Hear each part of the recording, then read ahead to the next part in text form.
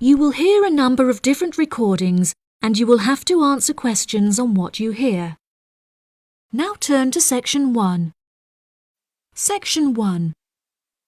You will hear a woman phoning to inquire about exhibition information.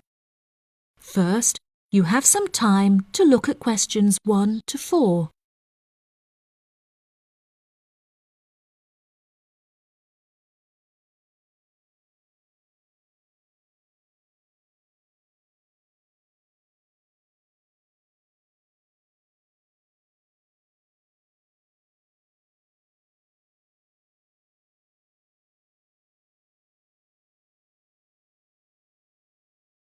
You will see that there is an example that has been done for you. On this occasion only, the conversation relating to this will be played first. The purpose of calling is to purchase tickets, so purchasing has been written in the space. Listen carefully and answer questions 1 to 4. Good morning. You're through to the events coordinator at the Birmingham City Council. How may I help you? Hello there. My husband and I are interested in purchasing tickets to the automobile exhibition, but I couldn't find many details about it on your website, and I was wondering whether you could provide me with some more information. Does it open in June? Yes, of course, madam. The exhibition will take place during July and will showcase the history of automobiles from the very first commercial car in the late 1800s all the way through to the present day. Is the exhibition open for the duration of July? No, madam. The exhibition will last 3 days, from the 1st of July to the 3rd of July, and then the cars will be taken to another exhibition. Okay. Does the exhibition focus on a certain manufacturer? No, it will showcase a wide range of manufacturers. Wonderful. I'm ever so fed up of going to these shows and only seeing one manufacturer. Are there any opportunities to sit in or even drive the cars? There will be many opportunities for you to sit in the cars. However, some of the cars will only be available to observe. We are yet to be told whether any of the antique cars will be available to drive. However, there will certainly be an opportunity to test driving some of the more modern cars on a purpose-built track. That sounds like great fun. I mustn't forget to bring my camera, or my husband will never forgive me. I'm afraid to say that cameras are actually strictly not allowed to bring into the exhibition. There will, however, be a section where a professional photographer will be available to take photos of you sitting in a car in period clothing. Well, that sounds like it could be fun, but I assume the photos won't be free.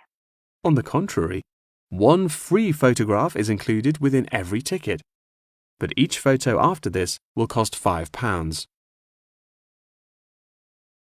Before you hear the rest of the conversation, you have some time to look at questions 5 to 10.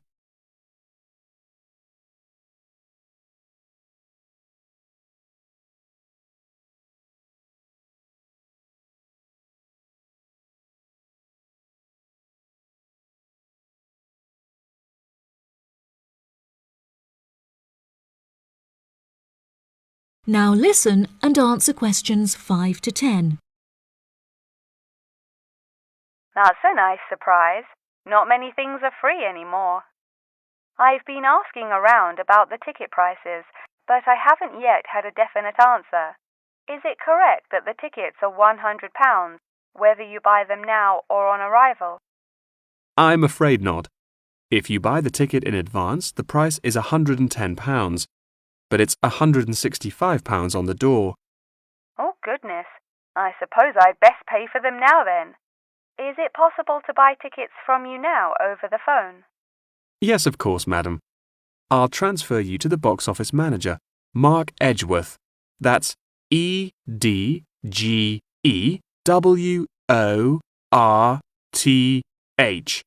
And he will probably need to take your credit card details and some personal details. Yes, that's fine. Before you transfer me, I just need to ask a few more questions. Will the exhibition be held in the Birmingham Exhibition Centre? I think that's where I went last time. No, madam. The Birmingham Exhibition Centre is currently undergoing some renovations, so this year all exhibitions will be held in the Summer Palace. Summer Palace? I'm not entirely sure where that is. Well, it's not too far from City Centre. Once you're in the centre, you should be able to find signs for the palace. If not, most people in Birmingham will be able to direct you.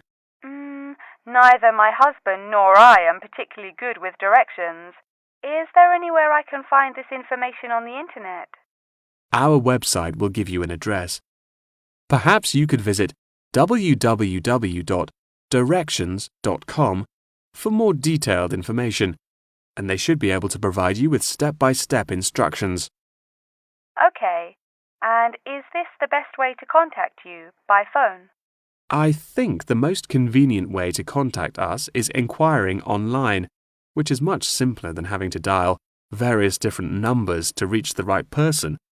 Unless you have any more questions, I'll transfer you now. No, that's great. Thank you for your help. That is the end of Section 1. Section 2. You will hear part of a talk given by a member of staff at a hospital. First, you have some time to look at questions 11 to 15.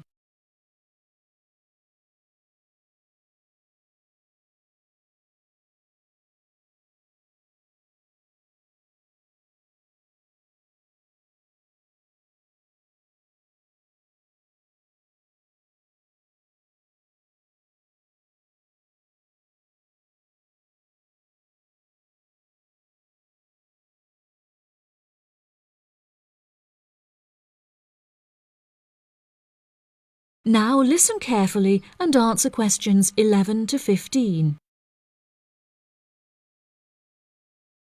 Hello, and welcome to the homepage for the Healthy Hearing Medical Clinic and Surgery, where we'd like to share a little more information about the services we provide and more. Our hospital is one of the leading specialised hospitals in the United Kingdom, attracting the very best healthcare professionals from around the globe.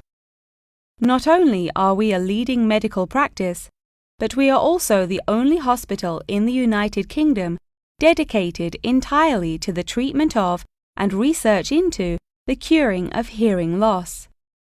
Our facilities and staff here are renowned across Europe, attracting thousands of patients a year. Our consultations can number anything up to 11,000 patients a year. However, we aim to treat around 5,000 patients a year so as to maintain and ensure the quality of our services. Our patients are guaranteed the highest standard of care, as well as the use of our first-class facilities. All patients requiring overnight treatment are provided with their own private room with ensuite facilities, as well as a state-of-the-art entertainment centre, which includes a flat-screen LCD television and PlayStation.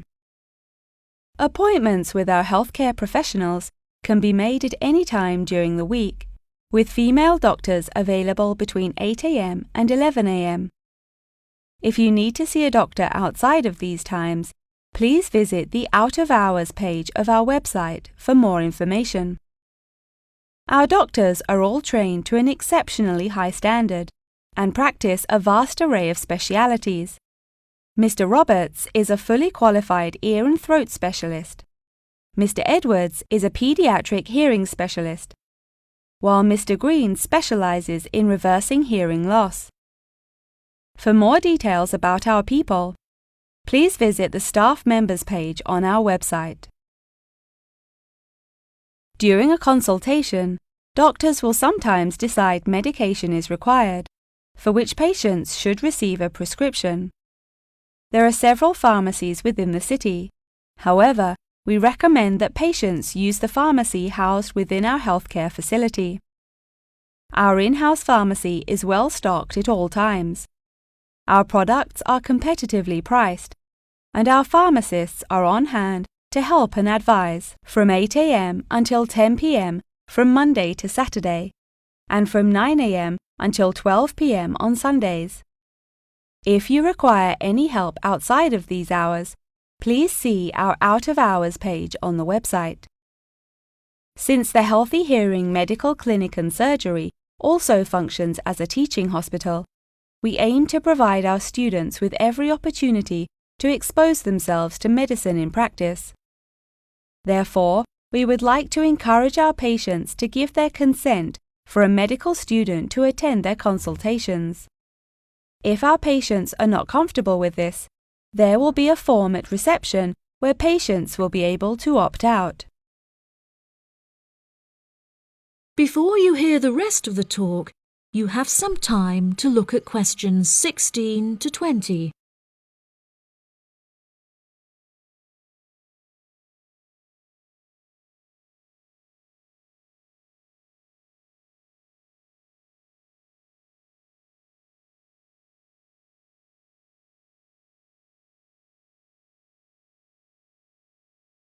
Now listen and answer questions 16 to 20. Now, please look at the map I've given you of the Healthy Hearing Medical Clinic and Surgery. For those not familiar with our practice, reception can be found through the main door at the end of the corridor. If your consultation is booked with Mr. Green, you need to go through the main door and turn right by the nurse's desk, and his office is at the end of the corridor on your left-hand side. If you need to alter any of your personal details, please visit our secretary at the Office for Medical Records, which you will find next to the therapy room. If you're awaiting surgery, please first check in with reception before taking the first door on the right after you enter the clinic. Finally, in the event that you feel disappointed with any of the services we have provided, or have any further questions, please locate our manager's office, which can be found near the Office for Medical Records and between two closets. If you have any more questions about the Healthy Hearing Medical Clinic and Surgery, please do not hesitate to contact us on 01 256 111 111. That is the end of Section 2. Section 3. You will hear Jim and Jane, two students, talking about their professor's lecture. First, you have some time to look at questions 21 to 25.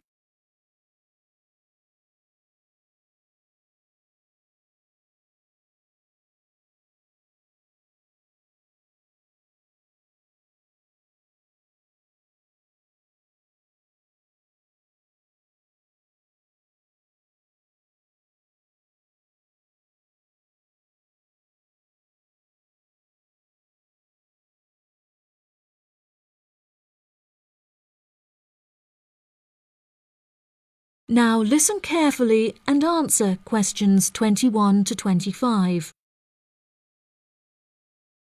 Jane, what did you think of Professor Morgan's lecture? I don't know about you, but I find it incredibly difficult to believe that light influences the environment as much as he says. I've never seen any journal articles, websites or anything that verifies his arguments. It's stupid. On the contrary, I've seen a great deal of research supporting his argument from a wide range of renowned scientists. Have you looked at the recommended textbook listed on the course outline given to us at the beginning of the semester? All the information is in there. Perhaps you've just been looking in the wrong places. I never look at the course outlines. I have so many loose sheets of paper I tend to lose anything I'm given by the end of the day. What's the textbook they recommend? And where can I get it from? I should probably go buy it soon. I'm already behind in the course. Yeah, you definitely should buy it. And our grades are more important this year. It's called The Influence of Light on the Environment. You should be able to find it in the bookshop on campus. If not, they'll order it within 2 weeks. In the meantime, you should read up on Ken Simpson's work. He argues that in order to protect natural habitats, governments should endeavour to turn off lights in cities at night. Well, That's controversial. I doubt any government would be willing to do that any time soon. I imagine roads would become quite dangerous without street lighting. For this issue, Dave Kepler suggests they could just replace the existing lights with more environmentally friendly bulbs. They could even install solar-powered lights. That way, roads will be more eco-friendly while maintaining safety. Although I guess they wouldn't be particularly effective in colder countries, especially during the winter. That's quite a good idea, actually.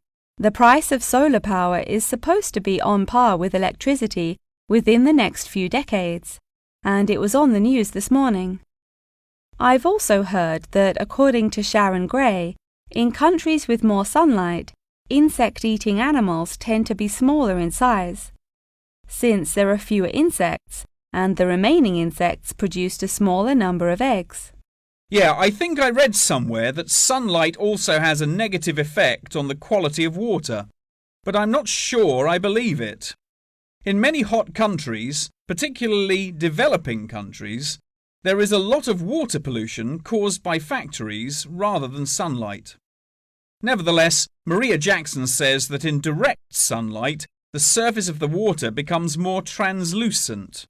Therefore, it affects the amount of sunlight that aquatic insects can absorb. Not much research has been undertaken to prove Jackson's theory, but it seems to have been widely accepted anyway. I've never heard of that. I'll have to look it up on Google.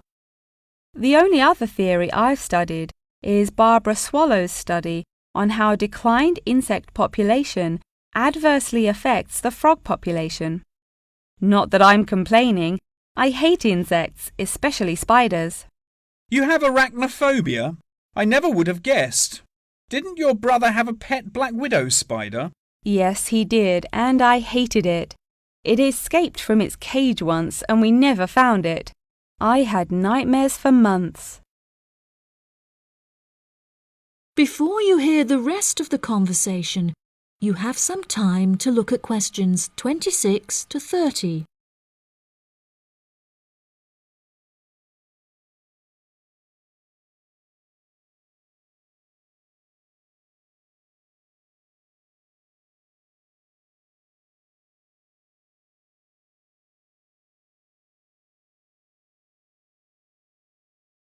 Now listen and answer questions 26 to 30. Okay, now I'm getting goosebumps. Let's change the subject. What's your stance on natural and artificial light? Honestly, I'm not sure it makes much difference which one you use. Species will die out either way. I think the real argument we should consider is global warming and protection or replacement of finite fuels. Solar power provides us with an incredible opportunity to replace electricity, and governments should definitely increase spending on research in this field. The theories discussed in our lectures, like Simpson's and Gray's, are so vague and lack proof, so I don't understand why we even study them. I see what you mean. I don't like learning unsupported theories for exams, and I'd rather spend my time learning something else. For example, I'd be much more interested in studying the animals in safari parks than researching migratory birds, particularly the effect of tourists on the quality of life of animals. As we know, every year thousands of visitors will drive in their own vehicles or ride in vehicles provided by the facility to observe freely roaming animals. Yeah, that would be really interesting. Especially those animals living in more tropical countries like Borneo. Following on from that, I want to study how bringing animals over from foreign countries to put in our zoos affects their life expectancy. For example, do you remember when China sent pandas to Edinburgh Zoo? Apparently, one of the pandas became depressed, but it was never explained why. To me, obviously, you can't take an animal out of its natural habitat and put it in a cage on the other side of the world. It just doesn't work. That is the end of Section 3. Section 4. You will hear a talk on the history of football in Great Britain in the 19th century. First, you have some time to look at questions 31 to 40.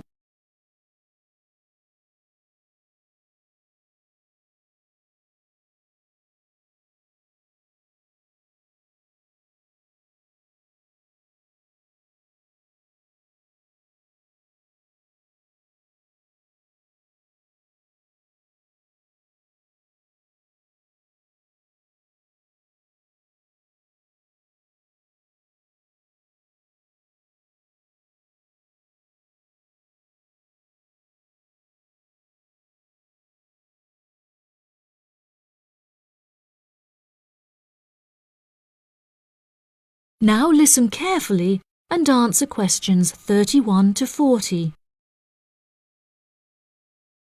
Great Britain is often hailed as the home of football, with talented players travelling from far and wide to play for teams in the English Premier League, one of the most popular football leagues on the planet. Today we are going to take a look back to the 19th century Great Britain, in an attempt to trace the evolution of the beautiful game, as it is now known. Prior to the 19th century, the game featured a wide variety of local and regional adaptations, which were later smartened up and made more uniform to create our modern-day sports of association football, rugby football, and Ireland's Gaelic football. Even up to the mid-19th century, Shrovetide football, or mob football, was still widely practiced. According to the rules of mob football, there were no rules. A player could legally use any means whatsoever to obtain the ball, such as kicking, punching, biting, and gouging, with the only exceptions being murder and manslaughter. These games may be regarded as the ancestors of modern codes of football, and by comparison with later models of football, they were chaotic and had few cooperation.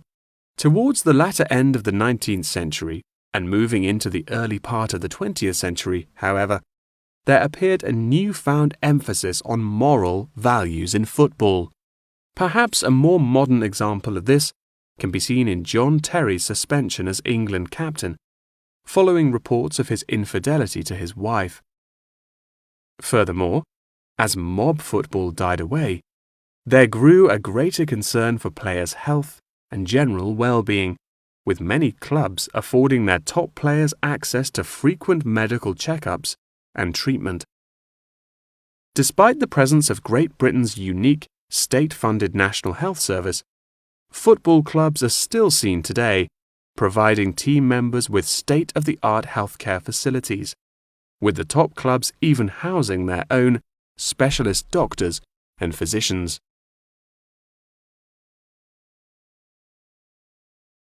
Today, football is a key feature of school children's day-to-day education, particularly for boys. With the help of football associations, all schools in the UK are boasting their own football teams. This mainly comes as a result of pressure put on schools and the government by concerned parents, who felt that football education taught their children valuable lessons and indeed vital life skills, such as teamwork and a drive to succeed. Nowadays, many of the UK's top football clubs provide training facilities and outreach programs in an attempt to educate the nation's aspiring youths. As I previously mentioned, it was only during the 19th century that football in its uniform concept truly began to emerge, with footballers previously playing according to their own versions of the rules. However, it was not until the early 20th century that different players actually began to play according to these standardized rules. Prior to the 19th century, football was played by all the major English public schools, including the likes of Eton College, Winchester College, and Harrow. In 1848, there was a meeting at Cambridge University in an attempt to lay down the laws of football. Present at the meeting were representatives of each of these major public schools, whom each brought a copy of the rules enforced by their own individual school's rules of football. The result of the meeting was what is now known as the Cambridge Rules, thereby uniting the rules from across the country into one simple document. However, the Cambridge Rules were not liked by all, and a new set of rules, Thring's Rules, compounded in the book The Simplest Game, became commonplace among dissenters. Across the country, improvements in infrastructure and public transport had a knock-on effect of dramatically increasing attendance to football games. Football quickly became a social event where spectators would meet friends, drink tea, and chat about the good old days. As football became more and more popular, it was decided that more money should be invested in maintaining the quality of pitches, amongst other things, and there was even talk of installing seating for spectators. However, the question of who was to foot the bill quickly became a divisive issue, with many believing that the government should fund football's development as a national sport. But in the end, the onus fell upon Britain's local and regional football clubs for the funding and development of the Football Association. They became responsible for the upkeep of football grounds, began to pay their best players a small salary, and organised competitions against other local and regional teams. And there began England's Football Association, or the FA, as we know it in its current form, the governing body of football in England. As the FA continued to grow and accumulate greater wealth, it was able to attract more and more talented young men from across the country, before finally accepting professional talent in the early 20th century. Today, football is played at a professional level all over the world.